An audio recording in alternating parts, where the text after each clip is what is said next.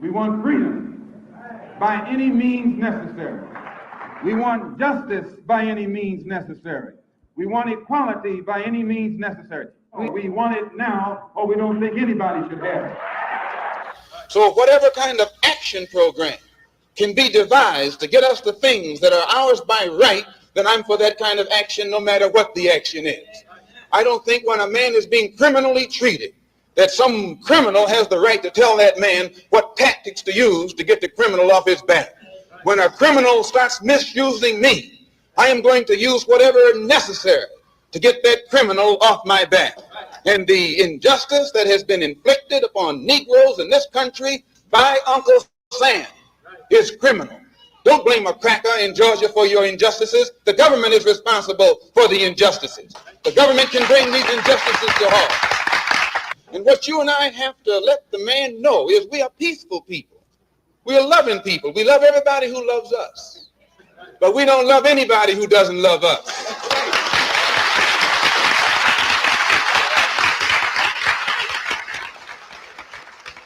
We're nonviolent with people who are nonviolent with us.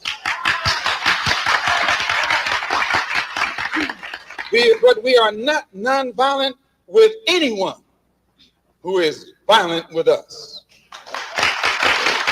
But when someone attacks you, when someone comes at you with a club, when someone comes at you with a rope, when someone comes at you with a gun, despite the fact that you've done nothing, he tells you, suffer peacefully. Pray for those who use you despitefully. Be long-suffering. And how long can you suffer after suffering for 400 years? The most disrespected person in America is the black woman. The most unprotected person in America is the black woman. The most neglected person in America is the black woman. And as Muslims, the Honorable Elijah Muhammad teaches us to respect our women and to protect our women. And the only time a Muslim really gets real violent is when someone goes to molest his woman. We will kill you for our woman. I'm making it plain, yes. We will kill you for our woman. We believe that if the white man will do whatever is necessary to see that his woman gets respect and protection, then you and I will never be recognized as men until we stand up like men and place the same penalty over the head of anyone who puts his filthy hands out to put in the direction of our women. That whenever a people come to the conclusion that the government which they have supported proves itself unwilling or proves itself unable to protect our lives and protect our property because we have the wrong color skin, we are not human beings unless we ourselves band together and do whatever, however, whenever is necessary to see that our lives and our property is protected. And I doubt that any person in here would refuse to do the same thing were he in the same position.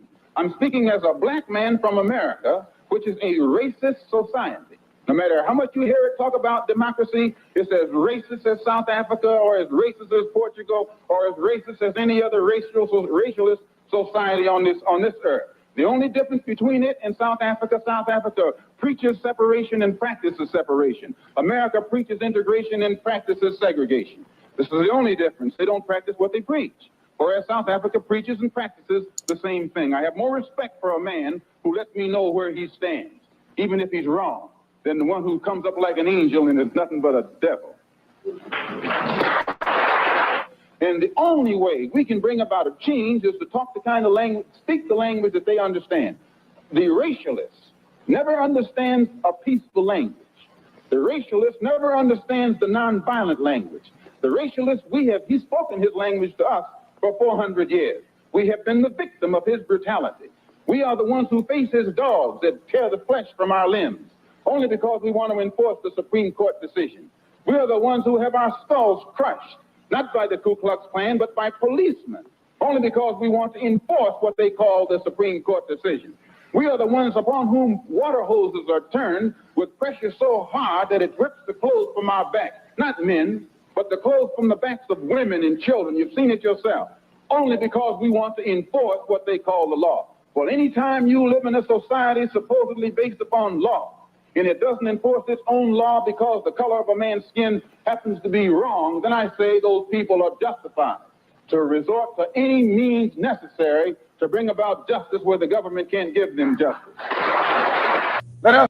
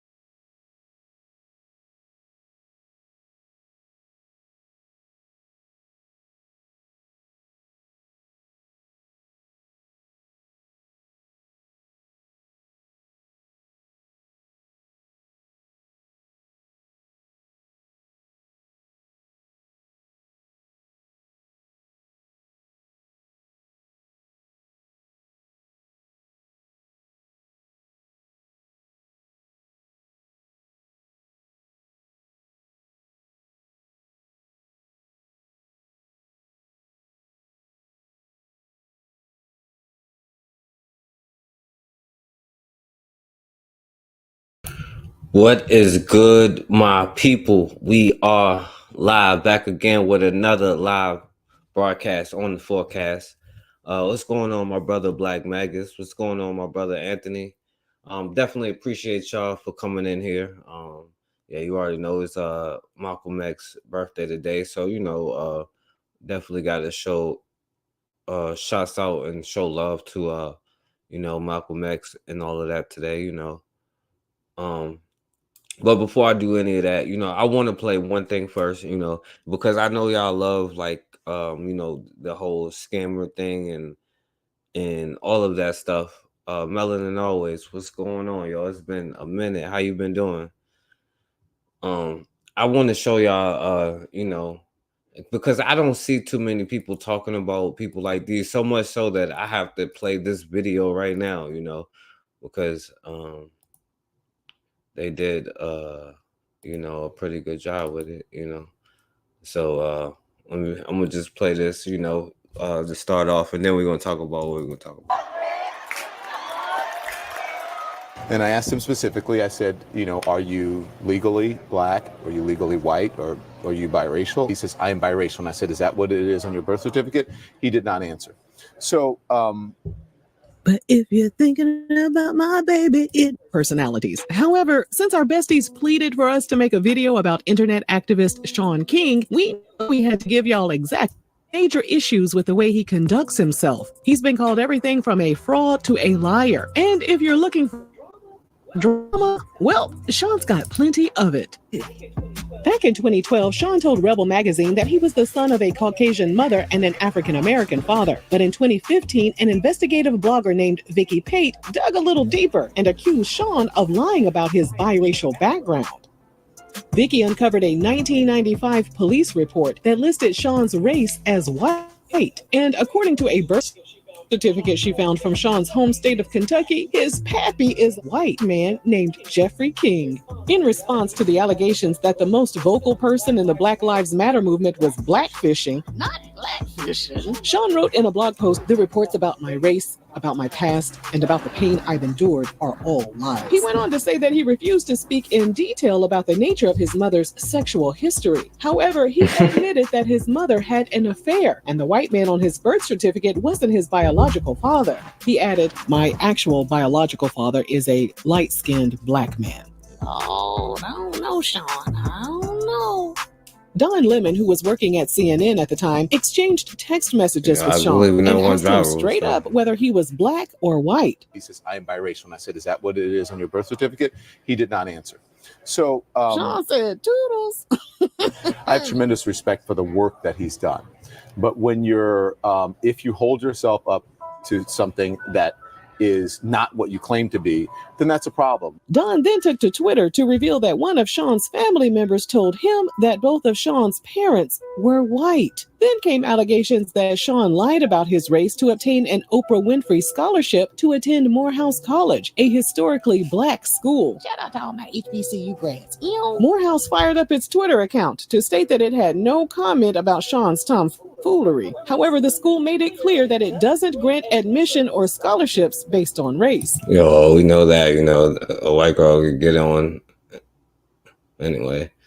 But there are scholarships for minorities that people, even though they give it to white people too, so I'm not sure, but they do lie all the time. The Black Conservatives Fund put out a news release offering $25,000 if Sean will produce his alleged African-American father or cooperate with a DNA test to prove his blackness. The group stated that once Sean admits the truth, BLM could continue its work without Sean being around as an unnecessary distraction.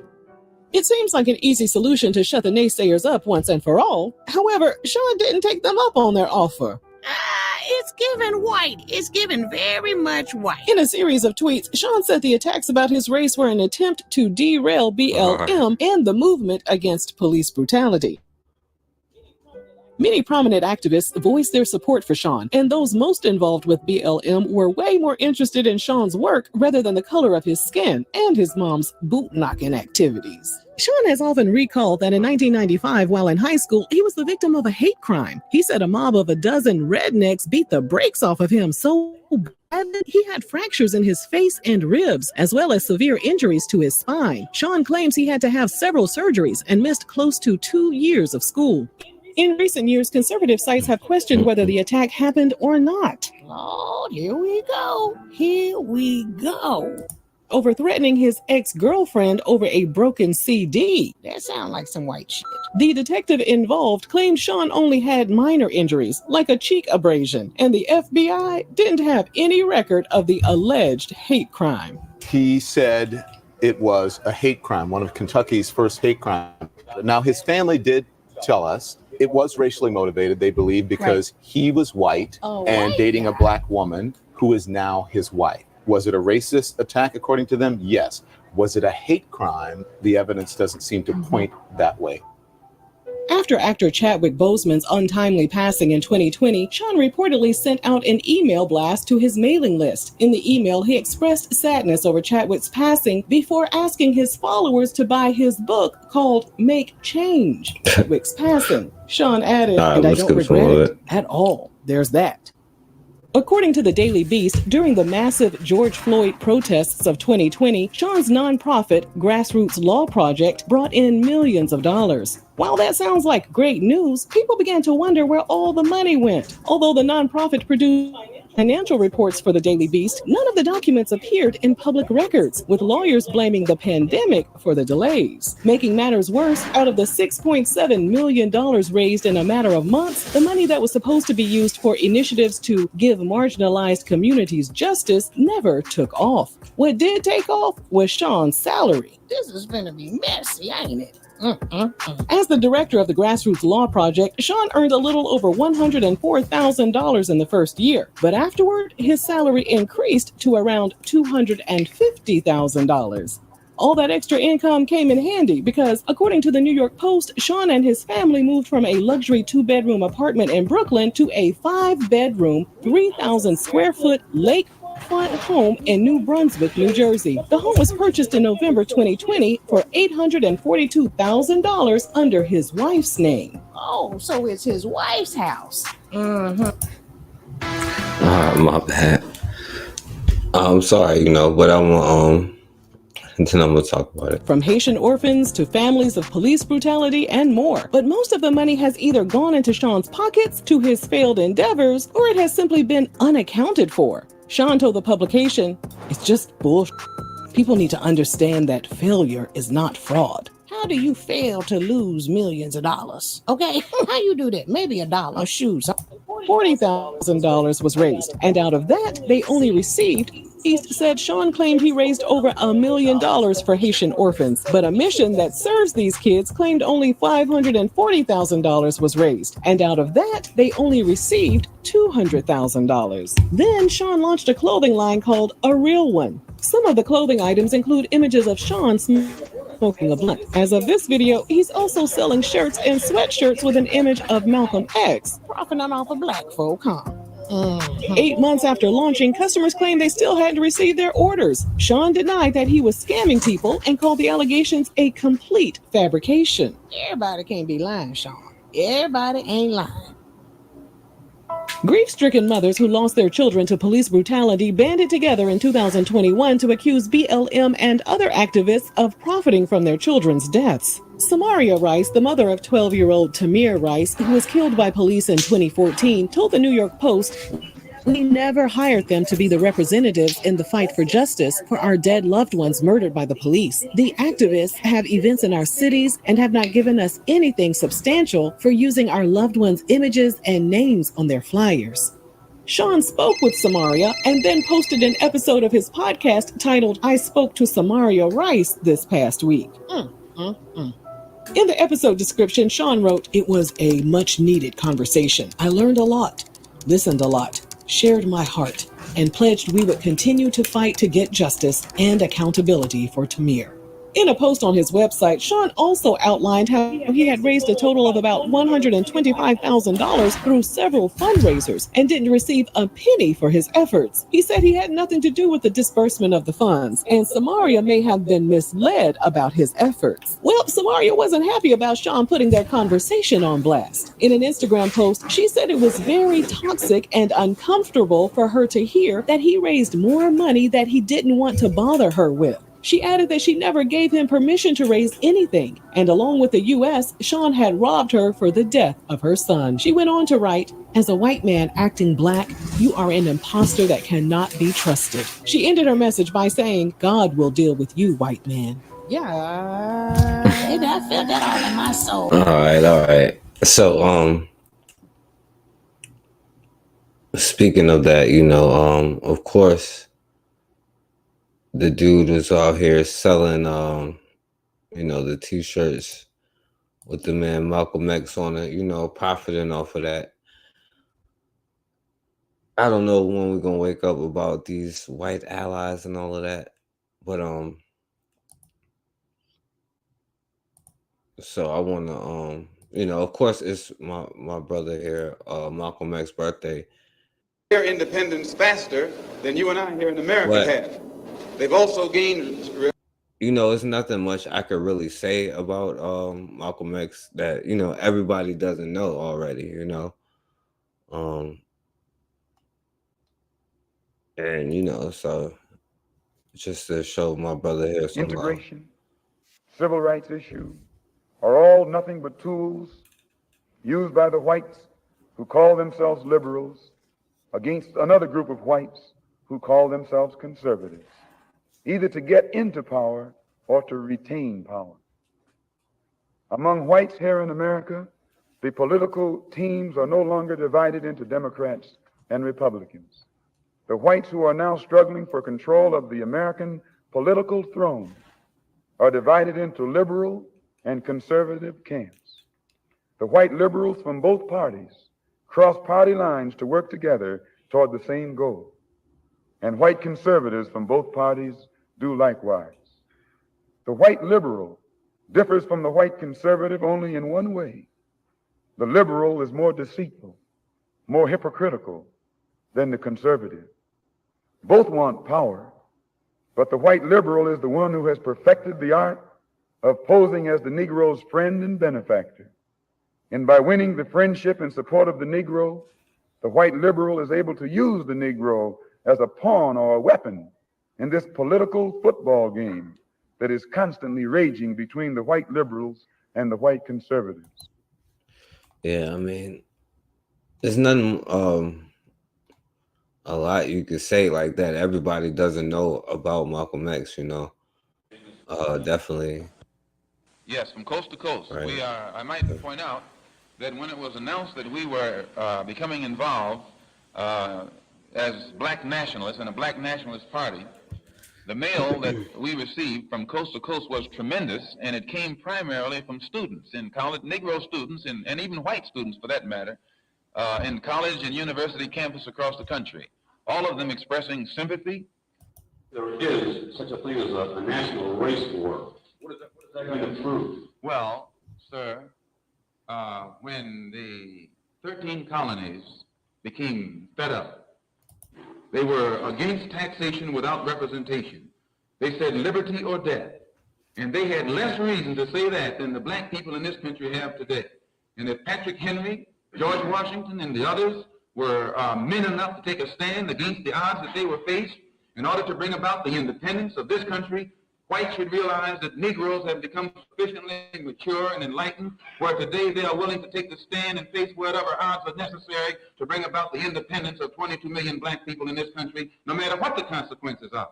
We either will get freedom or there'll be no freedom for anybody.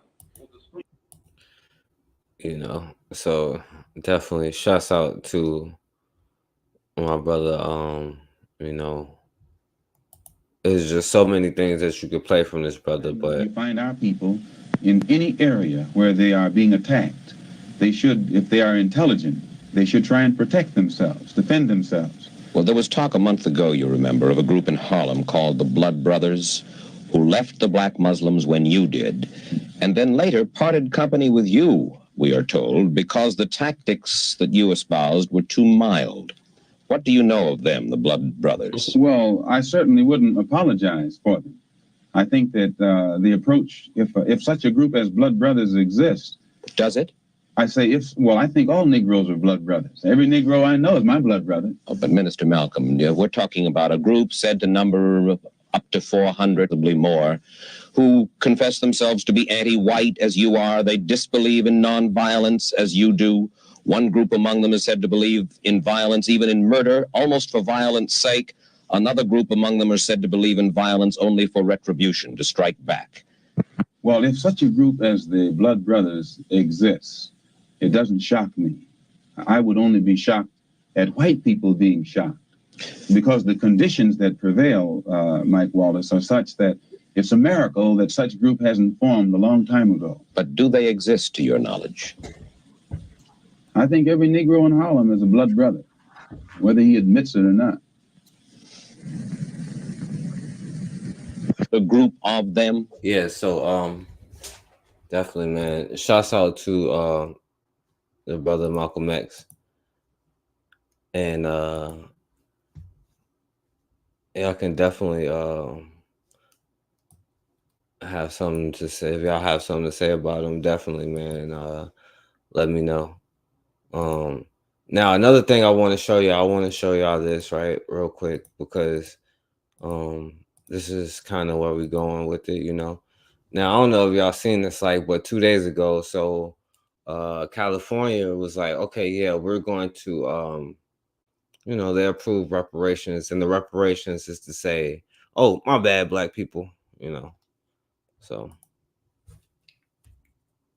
California is now one step closer to apologizing to black Californians for slavery and decades of discriminatory policy. by the way, this is all they're doing for you. It's like slavery, saying I'm sorry, and then other stuff. And then they're still mad about it. Are we still pretending California was a slave state? The state apologizing for wasting my time. If you don't stop being a victim your whole life and get a job, all the reparations went to the BML leader, or who we just saw, you know, your white boy, Shaun King. You should have apologized to the decent people of all colors suffering under these racist policies, allowing crime, association. Well, you know. So they're mad at even that part of it. One step closer to apologizing to black Californians for slavery and decades of discriminatory policies. In a vote of 62-0, the Assembly approved the Bill 3089. Many Republicans abstained from voting. Assemblymember Reginald Jones Sawyer from Los Angeles authored the bill and called today's vote historic. Jones Sawyer also served on California's reparations task force that developed more than 100 proposals for the state to make amends for policies that negatively targeted and excluded black Californians. If you're an enslaved person, the fugitive slave law allowed slave owners in the South to come here and capture escaped slaves and bring them back to their plantations in the South. Correction, kidnapped children for the most part. You remember that movie 12 Years a Slave? Well, they was just actually kidnapping children, and most of them didn't get, rescued or nothing like that. That because children were valuable commodities, black children. So in all of these states, and let alone like they exclude like most of the laws how they didn't let black people live in the state. Like I know here in Virginia, if you were quote unquote free, you had to leave within a year or face re-enslavement as punishment. Right. So that's what he mean by fugitive slave when they was kidnapping children and bring them back to their plantations in the South. The courts that said that segregation was legal here and okay to perpetrate on African Americans here in the state.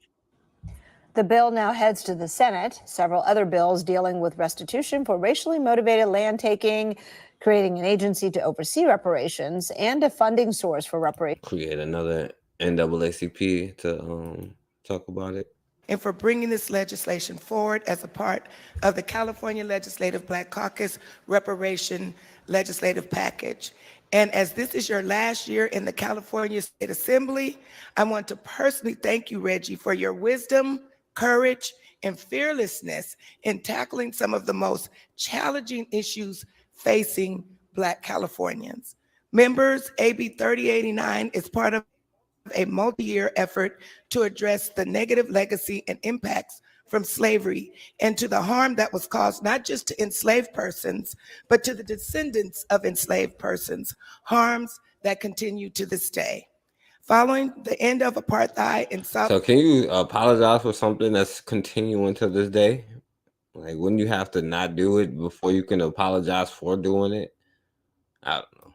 Africa, that nation formed a Truth and Reconciliation Commission, a public effort to speak truth to the horrors of apartheid and to allow those in government to take responsibility for their actions and to allow for the public to heal.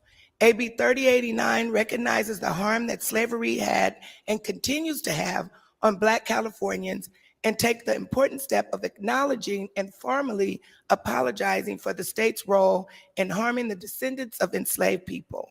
Members, as we begin this journey to repair the harm caused by slavery, we must start by accepting responsibility for those in powers that prompted discrimination and those that developed systemic structures of discriminations that still remain to this day. Oops, my bad. That's basically what she's saying.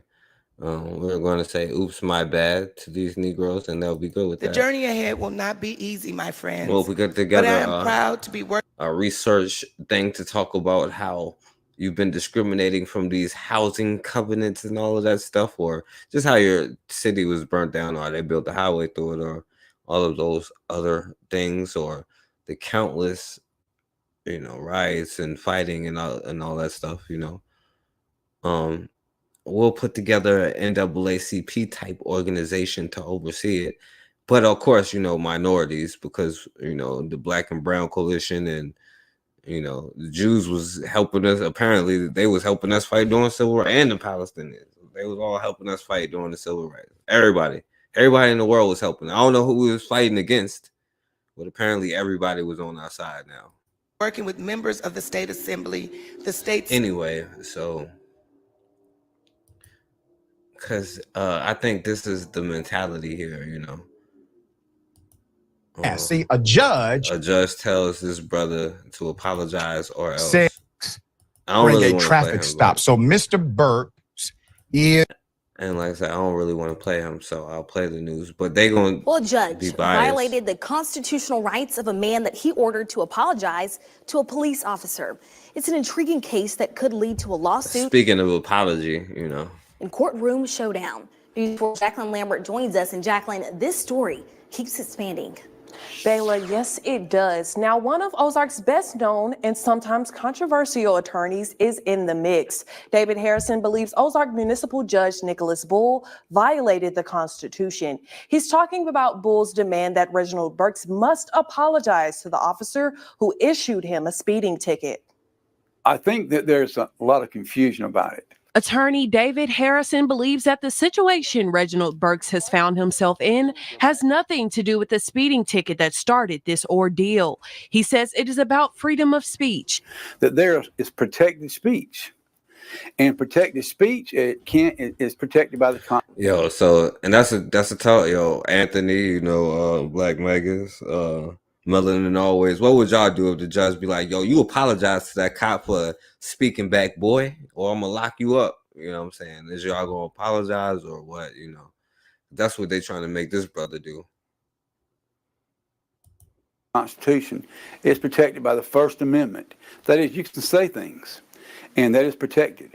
Judge Nicholas Bull ordered Burks to apologize to the officer who gave him a speeding ticket last December. That's in addition to the $200 fine Burks shelled out this week. There's a problem, or at least Harrison thinks so. He believes that making Burks say I'm sorry to the officer, and Burks admits he used one bad word, violates his right to free speech. What's protected? And according to the federal cases, for someone to be a serious threat, that's not the case in this situation. Harrison adds that Supreme Court cases support his interpretation of the law.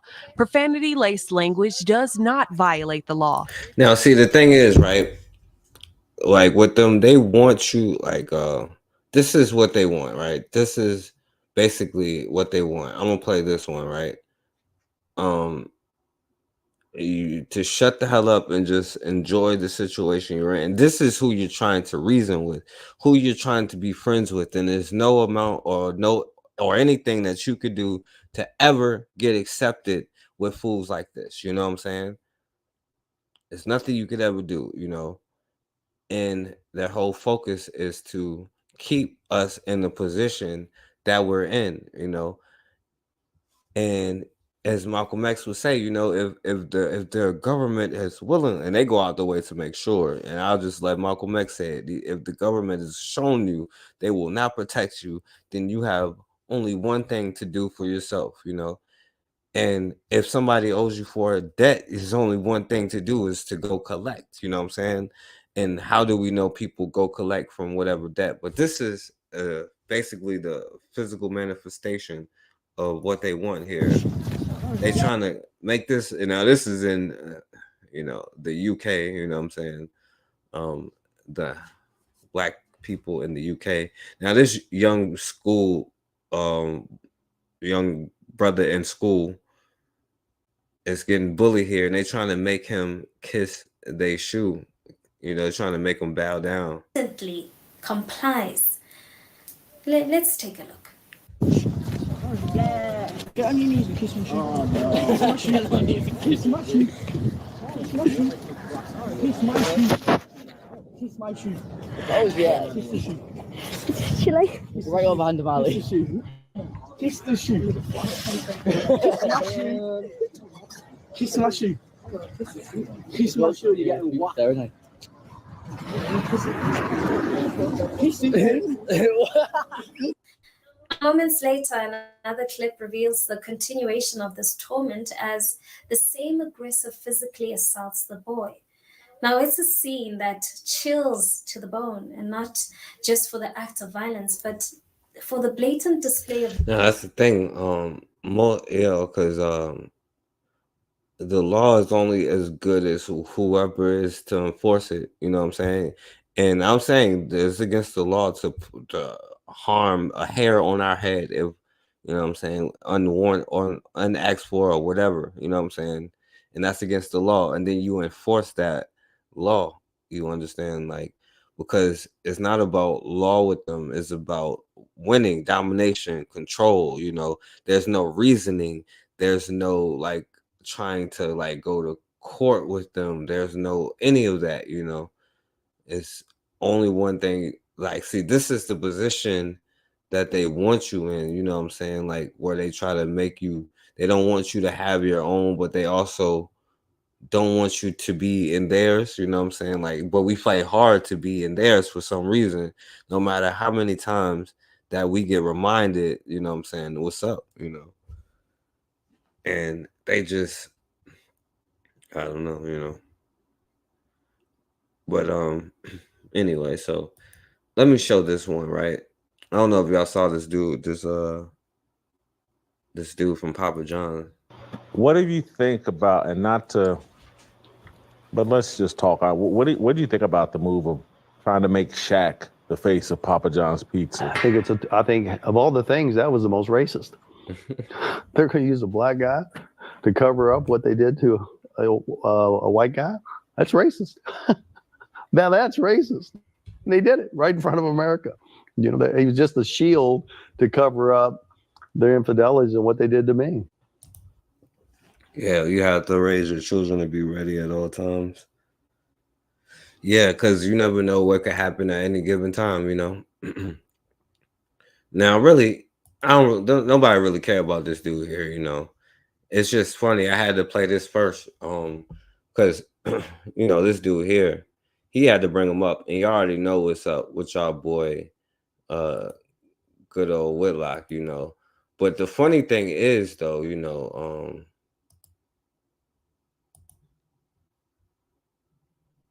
because I want to show you, now this dude here, right now, he done messed up, right? He done said something he ain't had no business saying, right?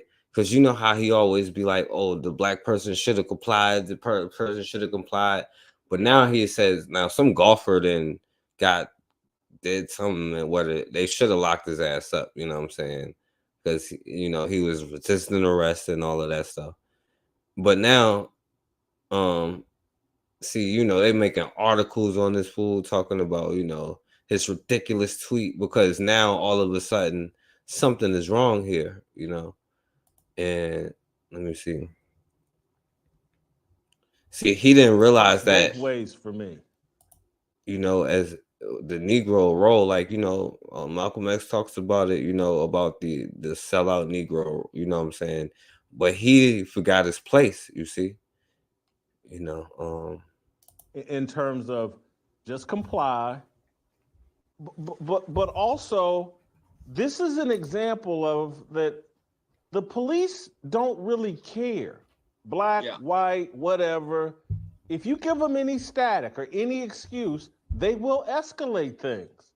And so there's this myth that the police, oh my God, when they see a white person, they just roll out the red carpet and they forget that they're police. See, now I see where he was trying to go with it. Now I'm trying to see, like, he was trying to like sell it like, oh, well, the police aren't racist because they do it to everybody. But he didn't realize that he's not allowed to question, you know what I'm saying, other people, you know.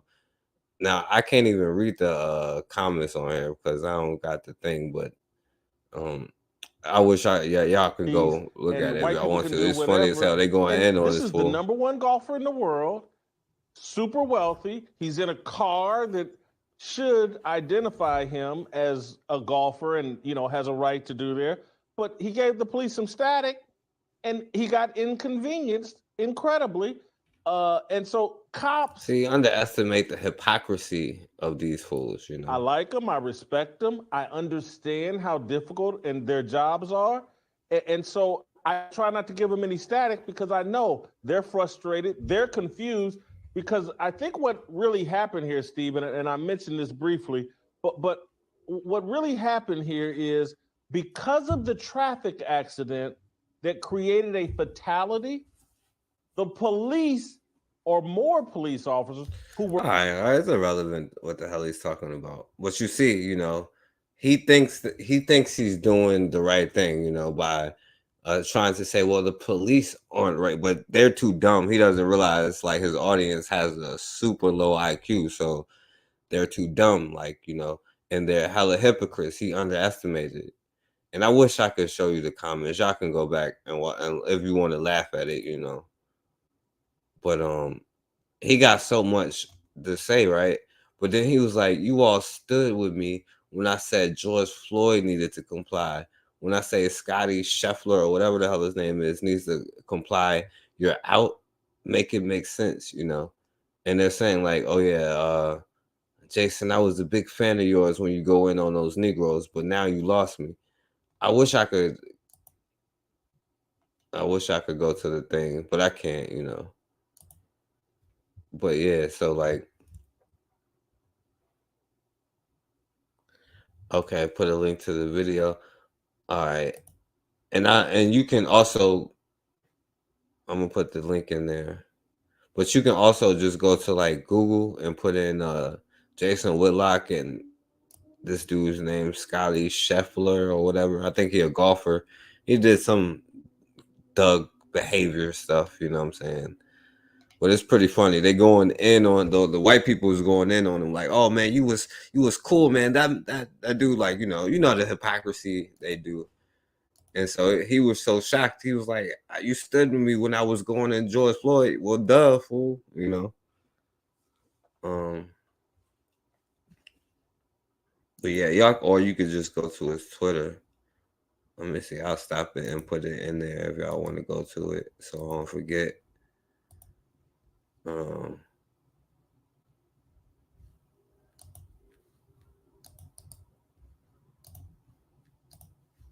right, so I'll put it in there. That's the link to that thing.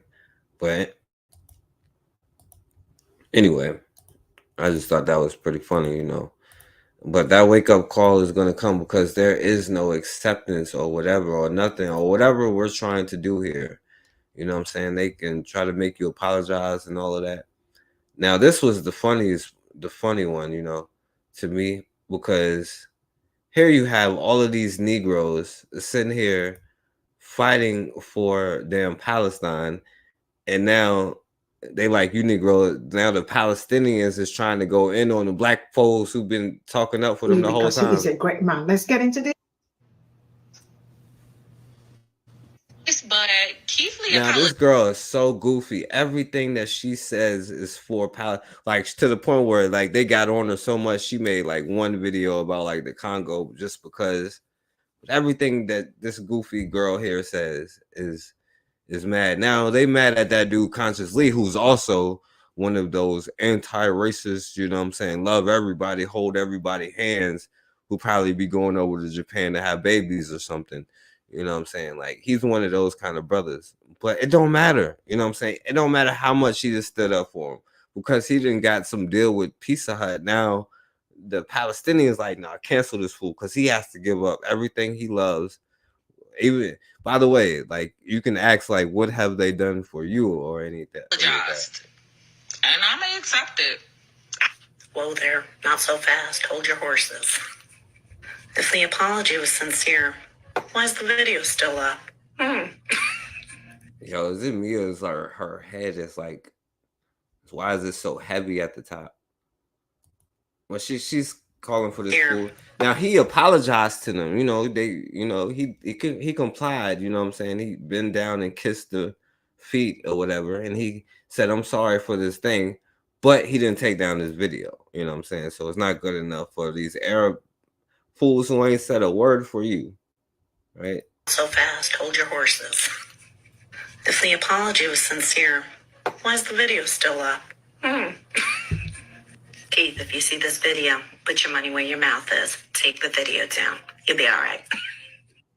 For those of you who do not know, this is in regards to the beating. Now, no disrespect, but this girl is a little bit goofy too. Not to call her a girl. This woman is a little bit goofy too, you know.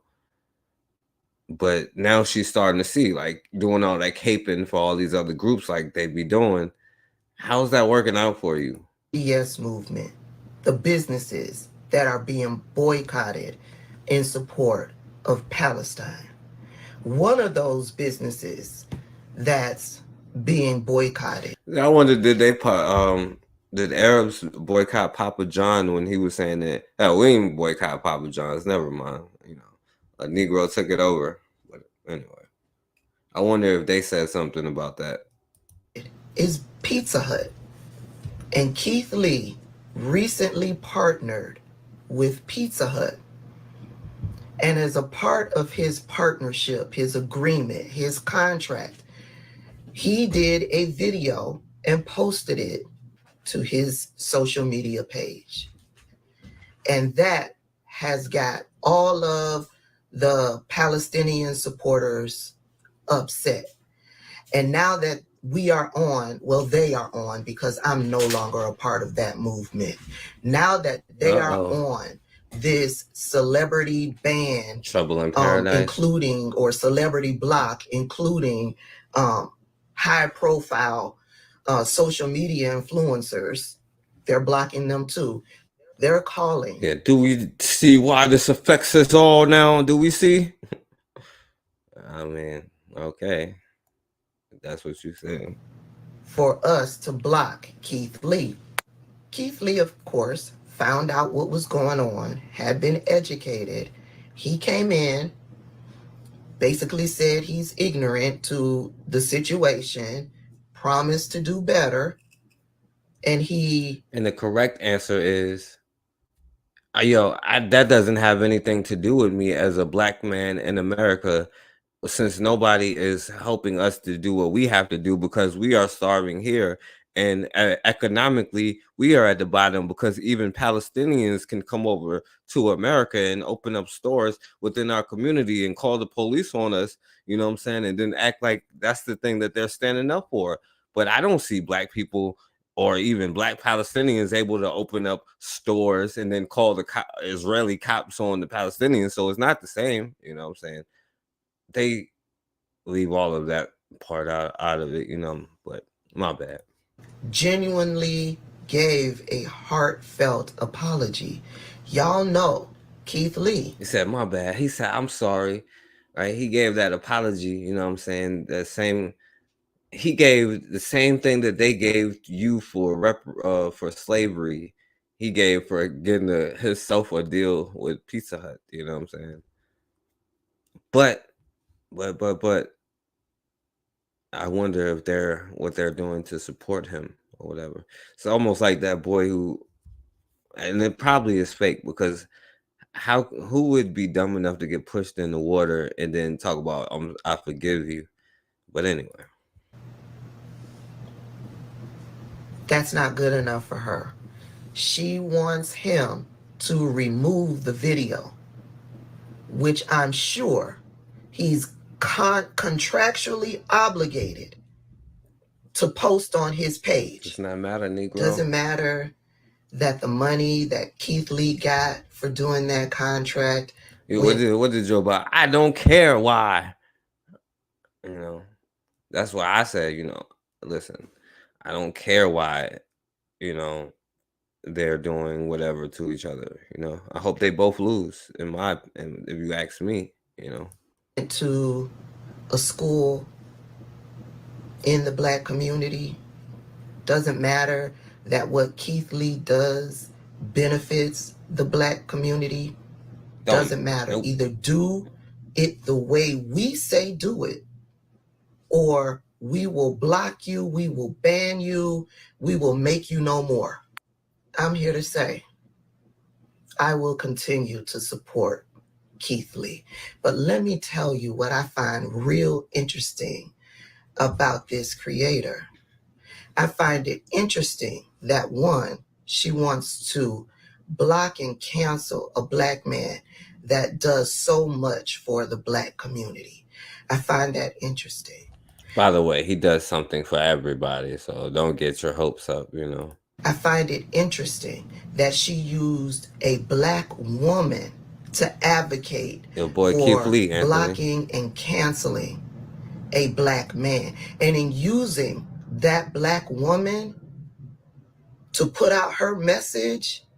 And that sister, that's all she, and by the way, that's a good point, because she used her and was like, she can go too. And that's all that not to call her goofy, but she does act a little goofy. That's the only thing she sit here and talk about, is Palestine is Palestine, and then she literally used her to use that message to try to quote unquote cancel them both. And I mean, those y'all friends, yeah, That will in turn send violence towards that black woman's way and Keith Lee's way. I also find it interesting that she used that black woman in particular, because that black woman I follow, and that black woman speaks up daily. She does news reports daily. And don't say a word about, I don't know where she's from. Is she from America or is she from somewhere else. But she don't talk about Negro except for the one time where they made black people made her say something, and she ain't said nothing since. So all of those daily things, nothing about herself, nothing about her issues, only them. On educating what's happening over in Palestine. I find that interesting. But what I find most interesting is that when I scroll through that content creator's page, scrolled back all the way to April 2023, I saw not one video of her calling out this Palestinian man for not saying one word about what's going on over in Palestine. The hell are they calling out other? Has she said the one word about what's going on with black people that's standing up for her?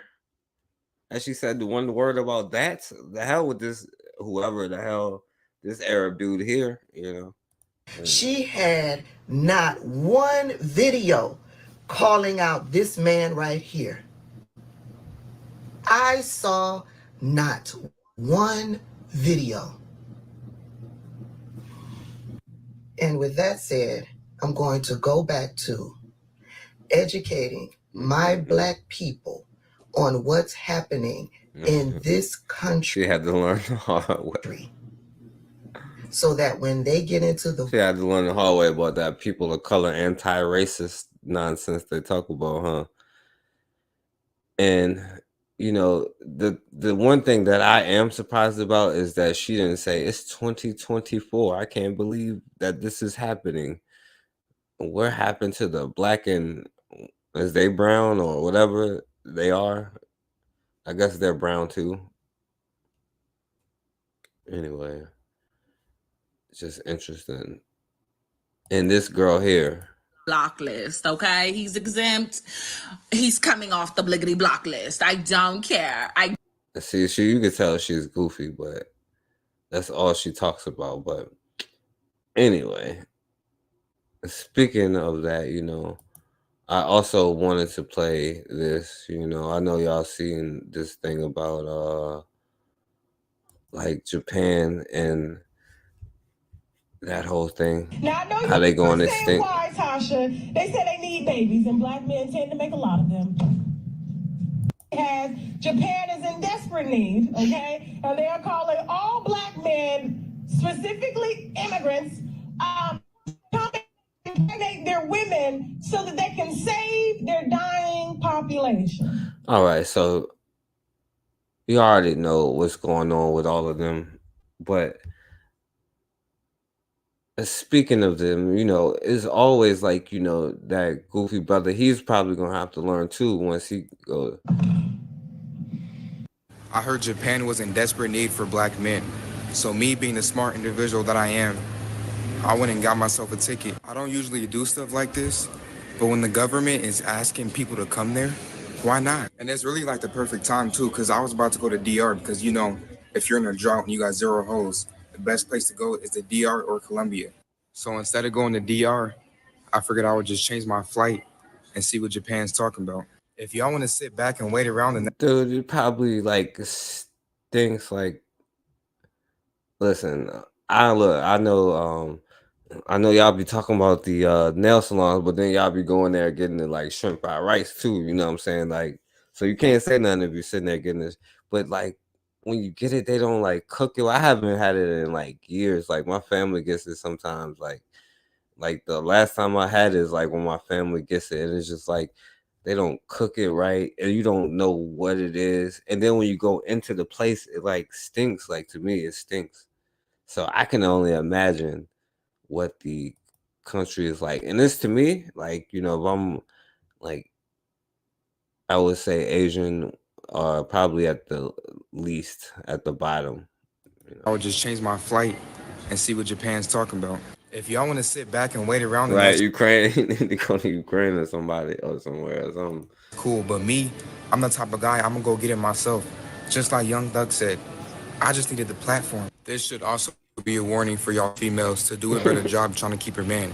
because give him 5 reasons on why he shouldn't just up and leave and go to Japan. I don't really know what to expect. See, like you know how like he doesn't even understand. I don't even know if he's like whatever, but he doesn't even understand the value of his seed. You know what I'm saying? Like, because they're saying they're going to pay the black dudes ain't gonna do nothing but give up their seed so that they can, I guess, repopulate and then I guess try to wash that seed out.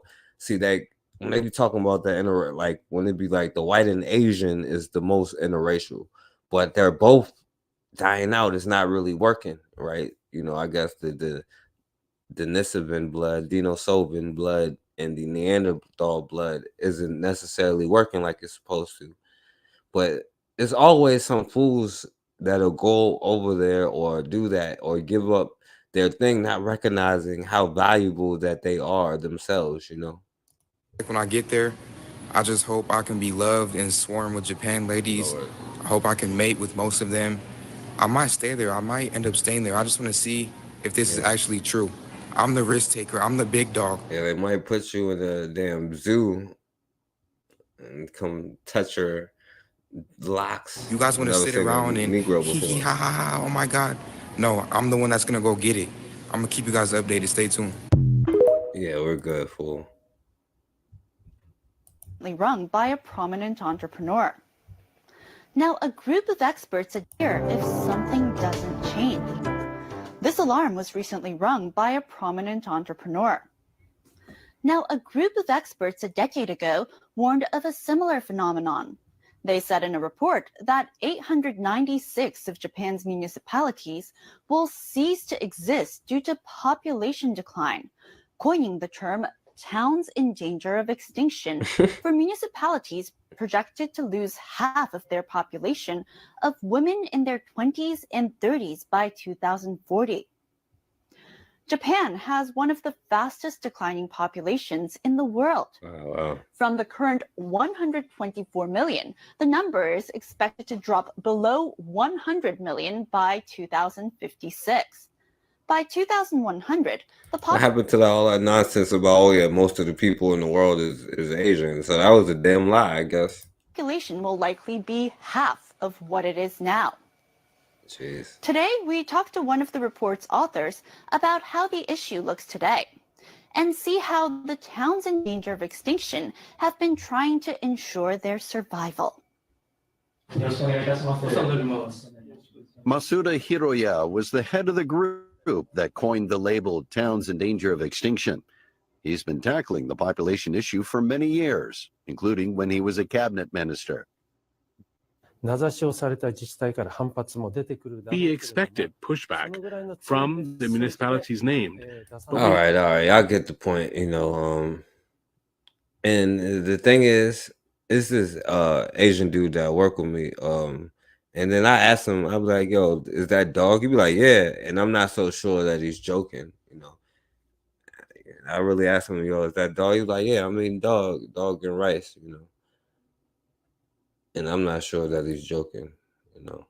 But anyway, speaking of this, you know, this little Asian girl here, right? Speaking of should you go over there? And so there's another one on there, right? So she all the time, the only thing she does is talk about black people, you know, just like the other fool did. And this brother here made a comment about it because she's like, this why we used to have whites only restaurants, and they was going in on her like the white people like, yeah, you're not white, you couldn't go in those places either, you know. But yeah, she makes a living off of trying to go talk about black people, and like she's like a coon for the Asian. And this per capita thing, like I thought, like, see, it annoyed me a long time ago. I talked about like per capita stuff like 4 or 5 years ago, because it's like they always use it. It's like, oh yeah, when they be like, well, more white people are shot by the police, well, they're not talking about per capita, but then they'll turn around and be like, well, that's because they commit the most crime, but then they'll be like per capita black people, which is all of it's not true. But I'm just surprised that it's just now starting to come up because it was a dumb argument back then. And I even forgot what the example was, but you know, I used to have it. So she was like, Asians would be living in huts or whatever. All she do is talk about black people or whatever. And you can see that because she tries to, like, you know, kiss up to him. But if you go back to the other thing, you'll see, like, you know, she got her kind of wake up call too, you know.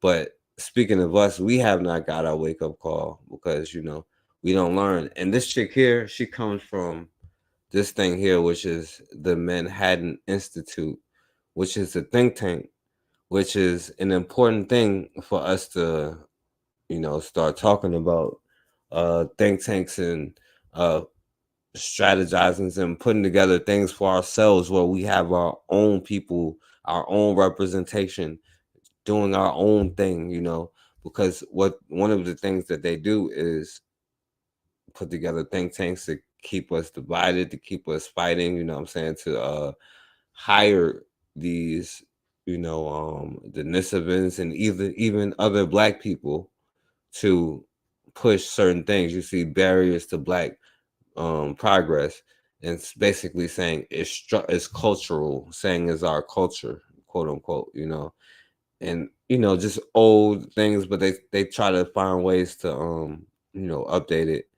And you know, can our genes explain our politics type, you know, stuff.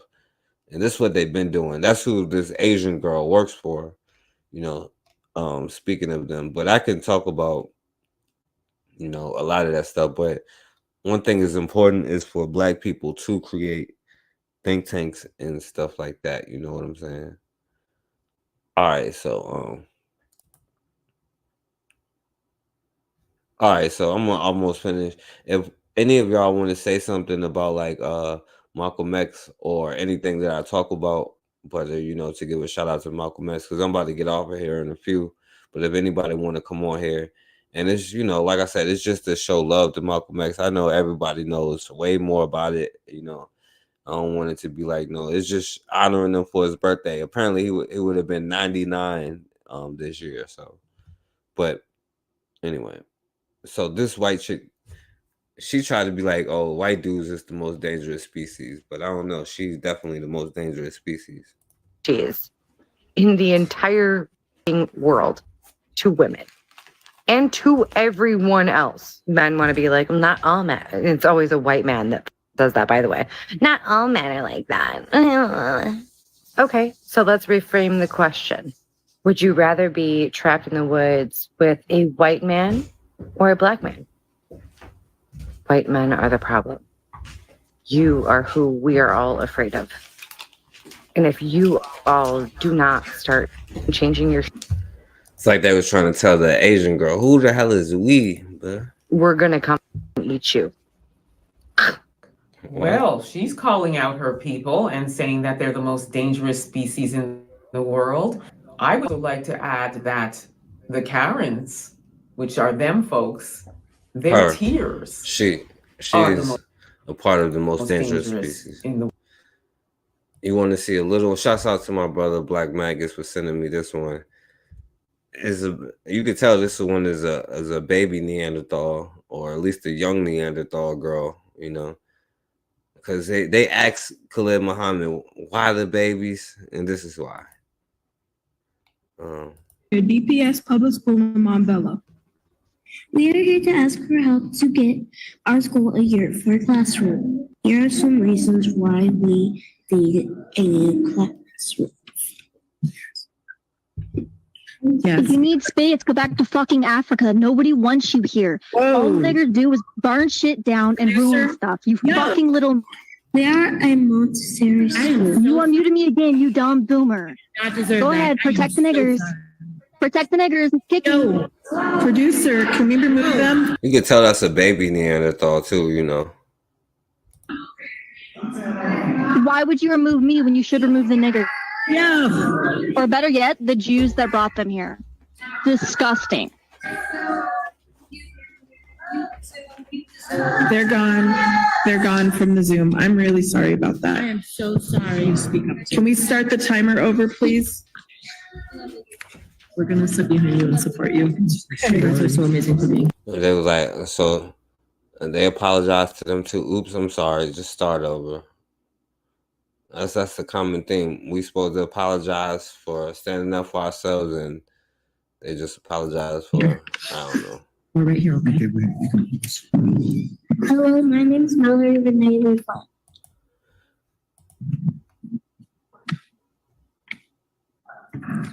We are a Montessori school that's She shouldn't even have, that young sister shouldn't even have to cry. And I'm proud of the younger generation because they not putting up with that nonsense the same way. You know, you just go back. It's just a little Neanderthal girl. She's like dumb. You know, they are repeating insults from like 1700s. You know, that's why they still be like, oh, what about Schroeder and Goodman? You know what I'm saying? They could name two people in history because they are not original and they have the same talking points, the same things from like 1600s, right?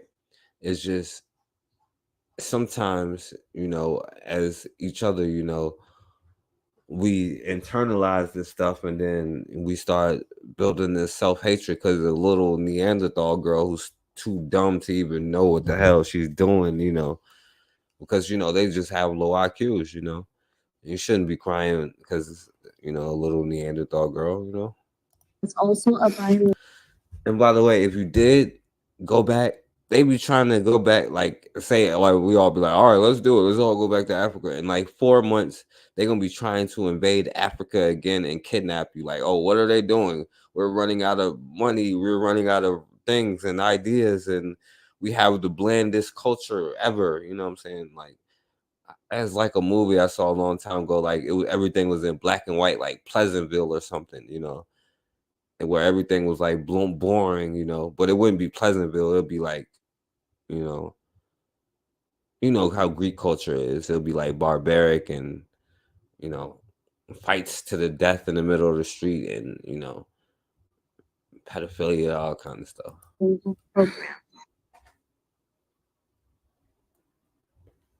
All right. Now, and so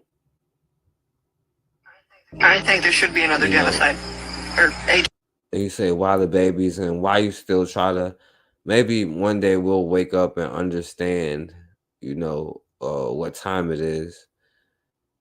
Because instead of getting mad, understand, well, maybe I want to protect my damn children and myself, you know. And the way to do it is not kissing their ass because it'll never work.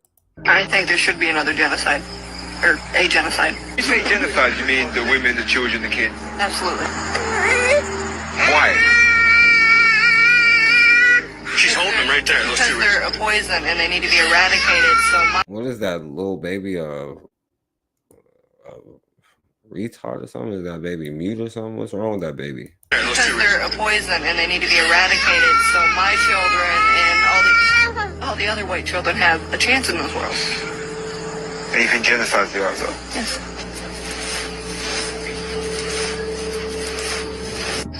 I think that little Neanderthal baby was slow. You couldn't even hear. I'm gonna play it one more time. Try to ignore that Down syndrome Neanderthal baby. I think there should be another genocide. Or a genocide. You say genocide, you mean the women, the children, the kids? Absolutely. Why? She's holding them right there. Let's see Because they're a poison and they need to be eradicated. So my children and all the other white children have a chance in this world. And you think genocide's the answer? Yeah, because that little Down syndrome baby don't have a chance otherwise. Anyway, I know that might be a little bit extreme for y'all, but at the end of the day, though, you'll wonder why you are at the bottom. It depends on what your goal is. If your goal is to not be at the bottom anymore, then I'm telling you what if your goal is to be accepted, good luck, you know. I'll put the link in so y'all can show y'all love to Malcolm X if anybody wants to. But in the meantime, I will show y'all this as the positive thing before we get out of here. All right, I don't know how positive this is, but a black man defends himself. Well, I guess he's a black man, but that's what it says. So.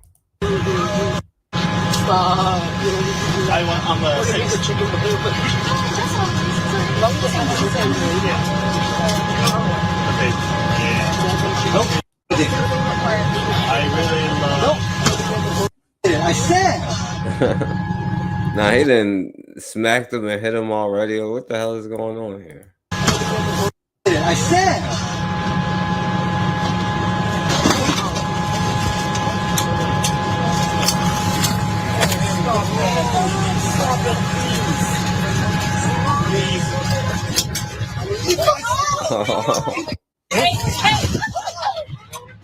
Chill, bitch. And I don't think he's a black man though, but I could be wrong. I guess anybody could be a black man these days. This Sean King here. But anyway,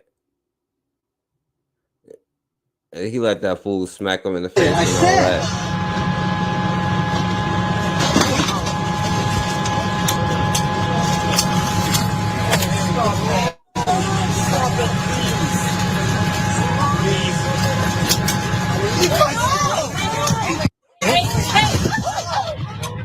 Chill, bitch. All right. Let's I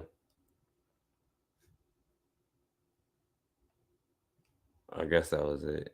All right. I got something a little bit more, whatever. Now I don't know if y'all seen this, right? But this brother here, damn.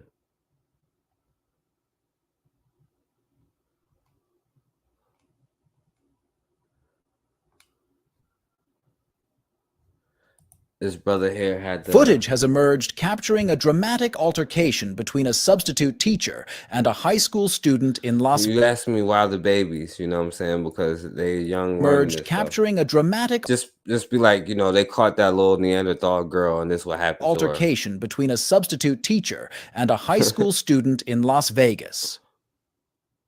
Raekwon Smith, 27, is seen engaging in a physical altercation with a student at Valley High School after allegedly being called a racial slur.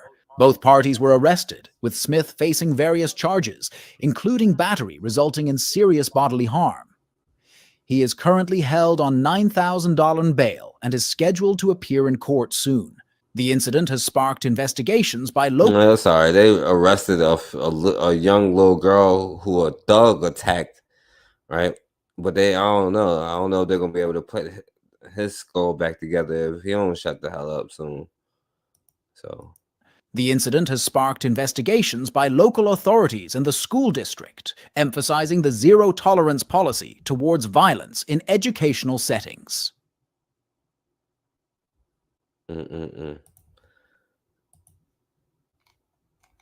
So yeah, man, the brother had to knock out the little white boy. We are getting the first look now at a substitute teacher arrested after a fist fight with a high schooler. It was all caught on video. This is 27-year-old Raekwon Smith, now out of jail. In fact, we first brought you this video yesterday. Now some accusations that the student used racial slurs starting the fight. The question remains, who is in the wrong? 8 News Now reporter Ryan Matthey explains from court.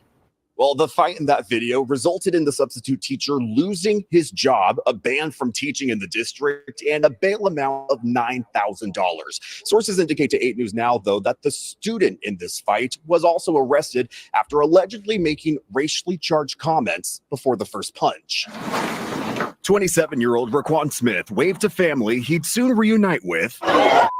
Roughly a day after this video showing him hitting a student to the... It looked like the white boy said N-word and swung on him first. So I'm pretty sure he felt threatened for his life. That's what it looked like when you look at the video. Look who hit who. Roughly a day after this video showing him hitting a student to the ground and continuing to fight until other students separated them. This at Valley High School in the East Valley, where school district police confirm he was a substitute teacher at since November. Sources tell 8 News Now that the student's use of the N-word fueled the flames of the fight. And this seems to be sort of a unique situation. But bail was dropped and Smith was set free on Friday, the judge citing a lacking criminal history and deeming no flight risk. If it had not been the teacher who was in this altercation, it would have been another student. Khalif Fox Miller is president of the Nevada PTA, who's not yet pointing the finger at either side. Does it make any difference that this was a substitute teacher involved? I think it makes a difference in the training. Her concern is not enough de-escalation training amongst educators for situations like this with educators that have only a handful of teaching experience. This just the most recent altercation caught on camera between adult and student on or near a CCSD campus. This is not just a school problem, it's all of our problem. I think we all feel a little bit of failure from this. Sources indicate that the student is recovering at a local hospital and that his proceedings will go through the juvenile. I wonder if he waiting to get his skull reattached too. Yo, what's going on, Consider? Consider you got to go back and watch the rest. This is the last part, you know. To report his identity as of now. Reporting from the Regional Justice Center, Ryan Matthew, 8 News Now. Oh, wow. And I'll play it one more time, you know, and I'll turn the sound off. Footage has emerged. You see, you know, the brother, of course, feared for his life, you know, and the little white boy thought he was, you know, they off that courage or whatever, and they starting to get to see that nobody's playing with them, you know, and that people will get hands put on them, you know. Why the babies, you know, because we know what they grow into. You feel me? So shouts out to this brother here, you know what I'm saying, for doing what he had to do. All right, you know, and shouts out to Malcolm X, because it was definitely Malcolm X's birthday. But yeah, consider, check it out, man. Check out the first part. I was talking about that whole thing with the you know, the apology. And sometimes that's just how you have to handle business. Sometimes it ain't no apology. Sometimes you have to hand part of their skull to get reattached. You know what I'm saying? Maybe the only way that they'll get their wake-up calls, because I know we tired of getting our damn wake-up calls. You know what I'm saying? So, you know what? I don't know what to pick as the last thing to say, so I'll just let this be the last words from Malcolm X for his birthday. So shouts out to Malcolm X, and shouts out to all of y'all who's in the building. Shouts out to Consider in the building. We're gonna be back Wednesday at 8:30, and we're gonna you know, with the next topic. Shouts out to my brother Black Megas in the building. I appreciate you, my brother. Shouts out to Melanin always. I'm glad to see you. You know, it's been a minute. I'm glad to see you in here. Definitely appreciate you, and appreciate you for coming in here. Appreciate it, my brother. And shouts out to everybody else out there, you know, for sure. So yeah, we're gonna let Malcolm X have the last words, y'all.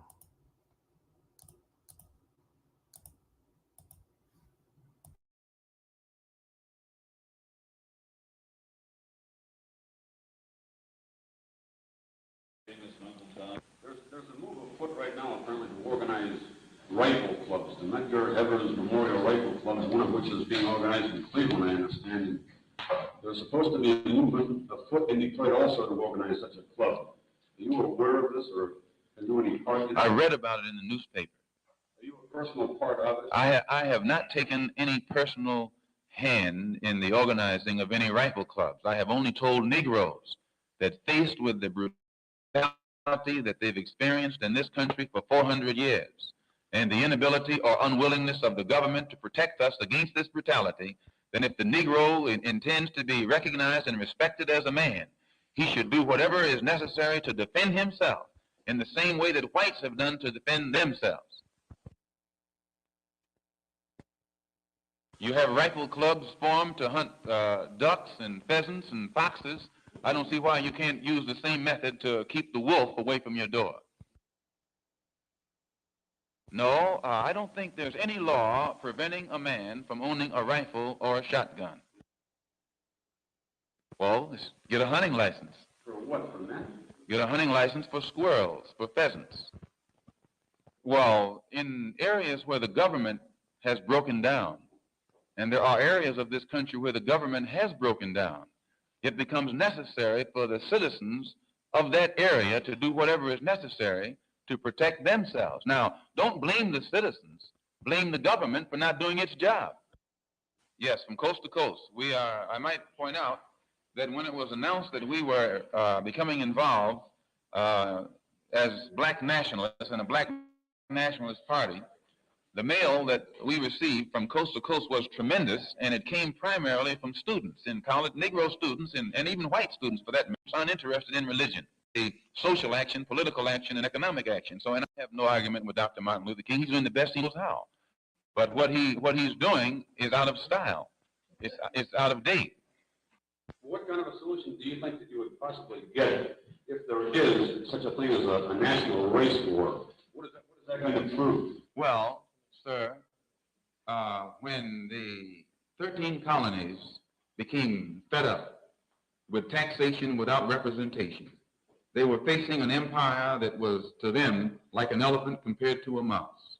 But still those early patriots whom you refer to as the founding fathers of this country.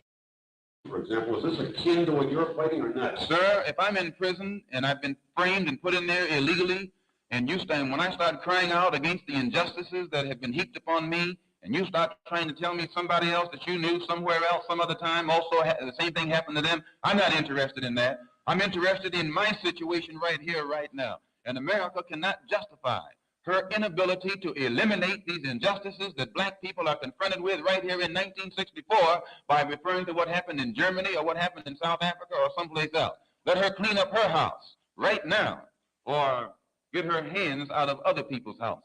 If she can go and tell them in South Vietnam what to do and try and tell the people down in Cuba what to do and can't tell those people in Mississippi what to do, sit over here as a white man and let the black man sit over here as a black man. Let the black man speak his mind as he feels. And let the white man speak his mind as he feels. This is communication. Once you communicate with each other on young they are, should know the art of self-defense, male or female, especially when you're living in a very brutal society. You should know how to defend yourself. And anybody who teaches Negroes today to turn the other cheek is actually committing a crime. Anyone who teaches Negroes to love those who hate him is actually making the Negro go contrary to the law of nature and making the Negro go contrary to his own intelligence. And my remark concerning the rifles was based upon the Constitution, where it says that everybody has a right to own weapons and can defend himself when he's attacked. The Constitution of this government gives you the right to own a weapon. And I said that in areas of this country where the government has proven itself either unable or unwilling to defend Negroes, it's time for the Negro to defend himself. When you are in a civilization or a society or a government in 1964, where your churches can be bombed and your little girls be murdered and you can't do anything about it, then you need to crawl down the sewer. You don't even need to wait to be flushed. So there is nothing wrong with what I said, and there's nothing criminal or against the law in what I said. White people defend themselves. Black people should defend themselves. This doesn't mean that we should take a rifle and go out and initiate acts of aggression.